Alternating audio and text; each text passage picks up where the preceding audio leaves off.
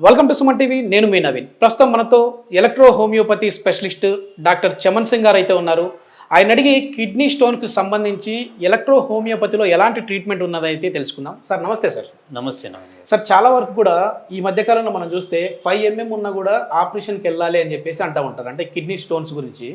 So మనకంటే ఈ electro హోమియోపతిలో దీనికి ఎట్లాంటి ట్రీట్మెంట్ ఉంది, అదేవిధంగా ఎంత వరకు ఉంటే మీరు మామూలుగా ఈ సర్జరీకి సజెస్ట్ చేస్తూ ఉంటారు?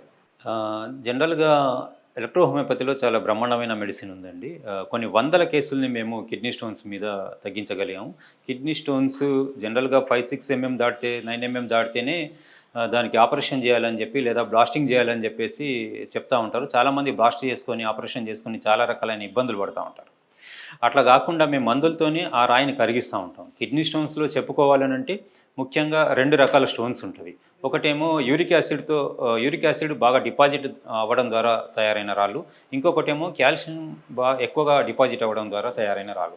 ఈ 2 రకాల రాళ్ళకి మేము చాలా ప్రభావవంతంగా మందులు ఇస్తూ ఉంటాం. ఎందుకు వస్తుంటుంది సార్ ఇట్లా ఈ కిడ్నీలో స్టోన్స్ అనేది? అంటే మీ కిడ్నీ యూరిక్ యాసిడ్ని సరిగా వడగట్టకపోవడము, కాల్షియంని సరిగా వడగట్టకపోవడం, అంటే మీరు తీసుకున్న ఆహారం నుండి యూరిక్ యాసిడ్ వేరు చేసేసి అది పంపించేసేయాలి, కిడ్నీ వడగట్టాలి. అట్లాగే కాల్షియం పదార్థాలను కూడా వడగట్టాలి. ఆ వడగట్టేటువంటి సామర్థ్యం కిడ్నీలో లేనప్పుడు ఆ యూరిక్ యాసిడ్స్ ఎక్కువగా డిపాజిట్ అవుతూ ఉంటుంది. ఆ యూరిక్ యాసిడ్ డిపాజిటే అక్కడ రాళ్ళుగా ఏర్పడుతూ ఉంటుంది. ఈ రాళ్లను ఎక్కువ ఆ పరిణామం పెరుగుతూ పోతూ ఉంటుంది. దీని లక్షణాలు ఏంటి సార్? అంటే ముందుగా నాకు కిడ్నీలో స్టోన్ ఉంది అని చెప్పేటప్పటికి అంటే ఎట్లాంటి సింటమ్స్ వస్తూ ఉంటాయి? కిడ్నీలో స్టోన్ ఉందని పేషెంట్కు తెలవడం ఎట్లా అంటే పెయిన్ వస్తుందండి. ఆ పెయిన్ అనేది అబ్నార్మల్ పెయిన్ ఉంటుంది. అంటే పేషెంట్ భరించలేనంత నొప్పి ఉంటుంది. అది కుడి సైడ్ కానీ రైట్ సైడ్ కానీ కిడ్నీ రీజియన్లో స్టార్ట్ అయ్యి కిందికి మెల్లిగా పొత్తి వైపు నుండి వస్తూ ఉంటాయి. అంటే షూటింగ్ పెయిన్ వస్తూ ఉంటాం. కింది పొత్తి కడుపు నుంచి వెనక నుంచి పొత్తి కడుపుకి షూటింగ్ పెయిన్ వస్తూ ఉంటుంది. పెయిన్ ఎంత ఉంటుందంటే పేషెంట్ భరించలేనంత ఉండి కింద బండి పొర్లుతూ ఉంటాడు. ఆ సమయంలో పేషెంట్ ఎవరి మాట వినిపించుకునే పరిస్థితిలో ఉంటాడు. అదే సమయంలో మూత్రము రాకుండా ఆగిపోవడం కానీ, కొద్దిగా మూత్రం రావడం కానీ, లేదా మూత్రంలో మంట రావడం కానీ జరుగుతూ ఉంటుంది.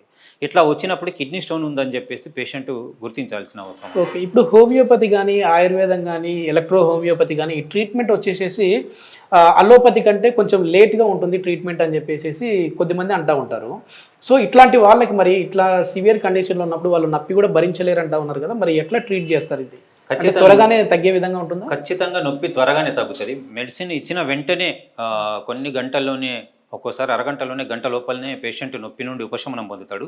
ఆ తర్వాత అది మెల్లిమెల్లిగా కరిగించబడుతుంది. ఆ మందు ద్వారా అది కరిగిపోయి బయటికి వస్తూ ఉంటాయి. కొంతమందిలో వెంటనే రిమూవ్ అయిపోతుంది తక్కువ పరిణామంలో ఉన్నప్పుడు. ఎక్కువ పరిణామంలో ఉన్నప్పుడు కరుగుతూ ఉంటుంది. అది కరిగి మెల్లిగా చిన్నగా మారి మూత్రం నుండి బయటకు వస్తుంది. కొందరికి లోపల పూర్తిగానే మళ్ళీ కరిగిపోతుంది. మేము మళ్ళీ దాన్ని స్కానింగ్ చేసి చూసి ఆ పరిణామం తగ్గిందా లేదా, పూర్తిగా రిమూవ్ అయిందా లేదా అని చూసేసి మళ్ళీ మెడిసిన్ ఇస్తూ ఉంటాము. ఎట్లాంటి మెడిసిన్స్ ఉన్నాయి సార్ ఇందులో? దీంట్లో స్టాఫ్లోసో 6 అనేటువంటి ఒక మెడిసిన్ ఇస్తాము, లేదా క్యాన్సరోసో 6 అనేటువంటి ఒక మెడిసిన్ ఇస్తాము, బ్లూ ఎలక్సిటీ అనేటువంటి ఒక మెడిసిన్ ఇస్తాము. అట్లాగే దీంట్లో ఎల్లో ఎలక్సిటీ అనేటువంటి ఒక మెడిసిన్ ఇస్తాం.